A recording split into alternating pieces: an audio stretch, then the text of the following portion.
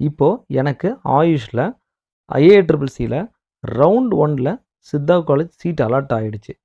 சரி, தென் I joined Siddha college. அப்போ இந்த க்ரைட்டீரியான்றது என்னென்னா, R1ல் ஒரு சித்தா காலேஜ் அலாட் ஆகிடுச்சு.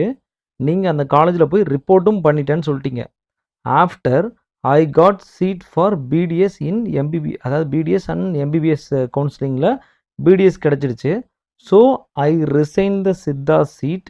That time I have to pay penalty. How much I have to pay அப்படின்றத கொடுத்துருக்குறாங்க. சரி, இங்கே இதே இன்னொருத்தங்க சேம் டவுட்டுன்னு சொல்லியிருக்காங்க. அதாவது எப்படின்னா, இப்போ நீங்கள் வந்து ஒரு விஷயங்க, ஃபஸ்ட்டு என்னென்னா, இப்போ நீங்கள் வந்து ஆயுஷில் R1ல் ஜாயின் சீட் அலாட் ஆகிடுச்சு. இப்போ நீங்கள் ஜாயின் பண்ண ரிப்போர்ட்டும் பண்ணிட்டீங்க. ரிப்போர்ட் பண்ணின பிறகு உங்களுக்கு ரிப்போர்ட்டிங் டைமில் உங்களுக்கு பாண்ட் அப்படின்றத வந்து கண்டிப்பாக கொடுத்து விடுவாங்க. சரி, பாண்டை வந்து அந்த டைமில் கொடுக்கணும்னு அவசியம் இல்லை. சம்டைம்ஸு ஒரு சிலவங்க 10 நாள் கழிச்சும் வந்து